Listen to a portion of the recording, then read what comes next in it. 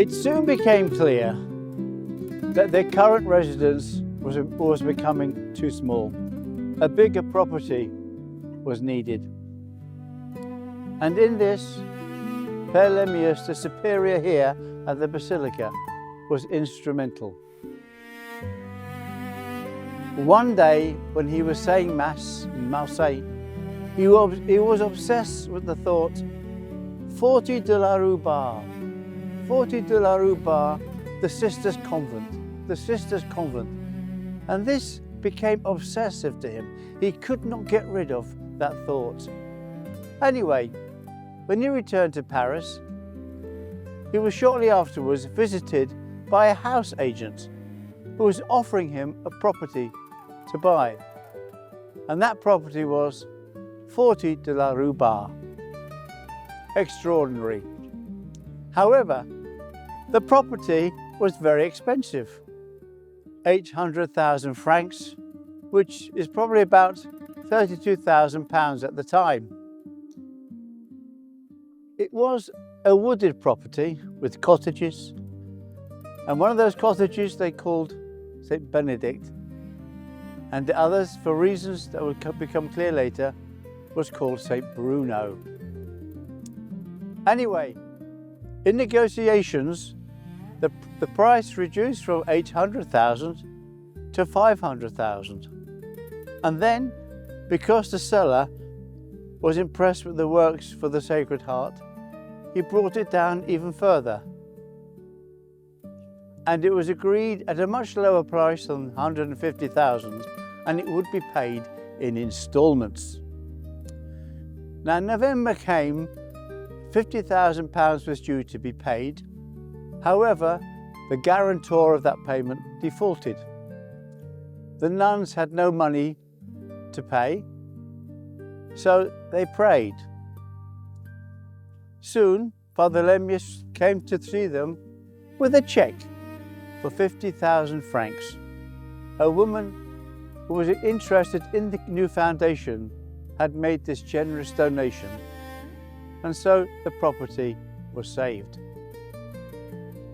Lemmius went even further to ease the financial situation of the nuns. It was known that the Grand Chartreuse often gave a lot of its money to good causes. So he wrote to the prior of the Grand Chartreuse and asked him for money for the new foundation. The prior was very generous. He offered the mothers 100,000 francs, which would be paid in instalments over the next 12 months. Hence the reason for one of the cottages to be called St. Bruno. The Blessed Sacrament was reserved in the house of St. Benedict, which meant that the nuns did not have to go out to the crypt for their adoration, but they could stay inside. This made their life a lot easier. But one thing must be said. When the nuns looked out from their accommodation here at number 40, they never saw the basilica. All they could see was a building site, because it was to take another 14 years for that basilica to be completed. However, not everybody was happy with this new congregation. It was not long before the excitement and serenity of this new congregation was to be shattered. And on hindsight, it was a very wise move of Mother Maria del Garnier to place her little community under the protection of St. Michael. It soon became very clear that these malcontents were intent on destroying what these nuns were creating. Satan had entered their arena, and for the next 3 years he was to follow them, interfering with their life as much as he possibly could. In all this, Mother Maria del Garnier was both constant and heroic.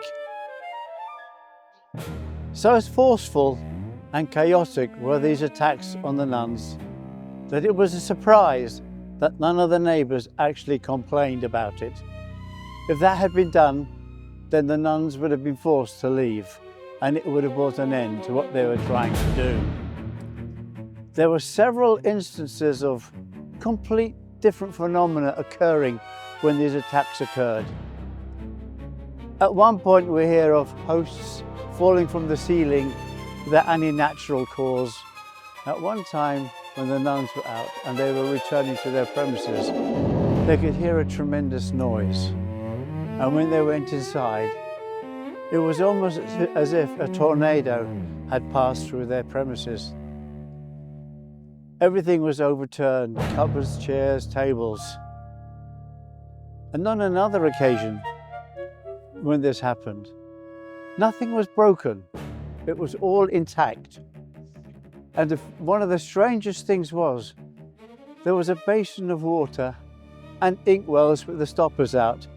Both of these had fallen, but the water and the ink had not spilled out. On one occasion, Mother Maria del Garnier heard this terrible crashing on the stairway, and she came out to find earthenware crashing down the stairs. And she recalls one of the most astonishing sights she saw was that of a large pair of tongs walking down the stairs as if they were human. Now, some people may take this with a certain amount of cynicism. These nuns were not stupid, they were not mentally unstable, but they realised that people might think they were if they reported them. So Mother Agnes, when she recalled these events, wrote, and I quote, "I know how natural it would be for anyone who had not been a witness to these things to attribute them to psychopathic troubles. And it seems to me possible that this or that incident may well have sprung from some natural cause, or at least have contributed to it. Nevertheless, I must, in defense of the truth, say that when I consider the trial from every point of view, I cannot see, if all the facts are taken impartially and indiscriminately, how it could be explained away satisfactorily once the hypothesis of diabolical action be set aside. Just as there were devils within the convent, so there were devils outside of the convent. But outside of the convent, the devils were of a human kind and very, very visible. Trouble was brewing on the political front. In July 1901, the French government issued a decree that became known as the Laws of Association. Under these laws, all religious communities had to register with the government within 3 months, otherwise they would be dissolved. If a community registered with the government, that was it. The government took control of the whole community. Mother Maria Del could not let that happen to her community. And she wrote afterwards and said, "In 3 months, we should have undone the work of 4 years.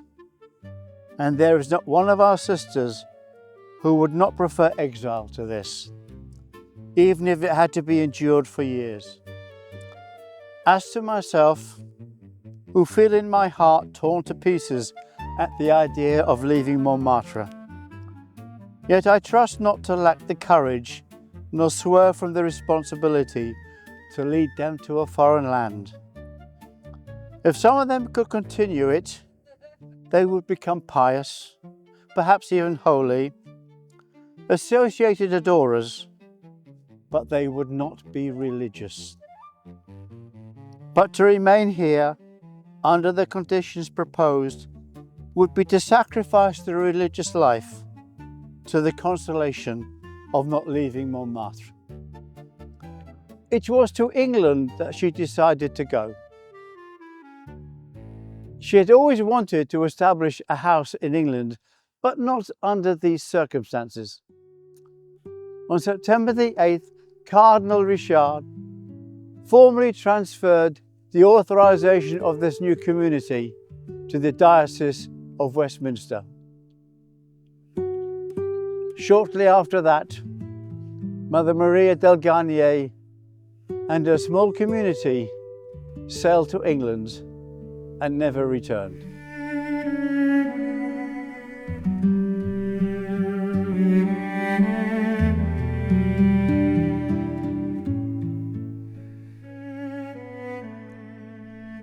I am standing in one of the defining locations in the life of Mother Maria del Garnier. I'm here in the crypt of the Basilica of the Sacred Heart. In March 1898, the church had recognized the small congregation that Mother Maria del Garnier had founded. On that day, she started her novitiate.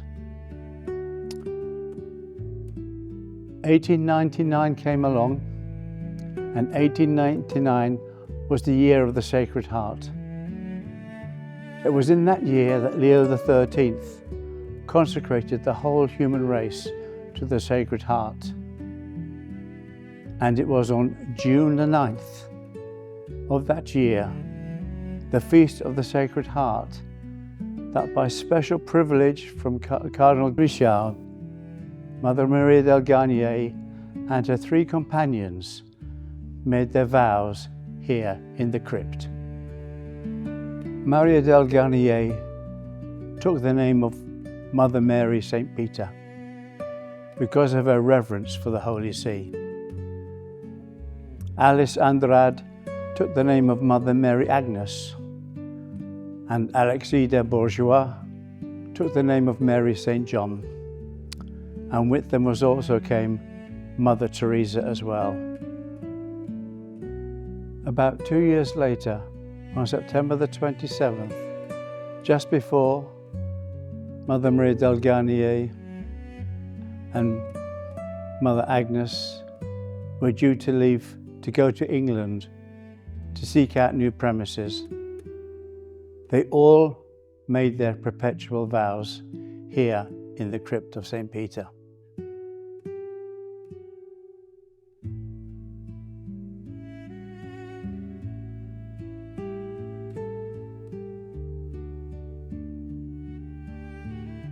The last night that Mother Maria del Garnier spent in France before she left for England for good, she spent in the crypt in adoration of the Holy Eucharist. She never saw what was above the crypt because the basilica was still incomplete. In fact, it was to take another 13 years for the basilica to be completed. And so she missed all of this that she had spent so much time and energy trying to create. However, if you look behind me, you will see the monstrance, and inside that monstrance is the sacred host. And before me in the pews are people in adoration. Since the 1st of August 1885, perpetual adoration has happened in this basilica without any interruption. That is her legacy to the Church in France and to the people of Paris.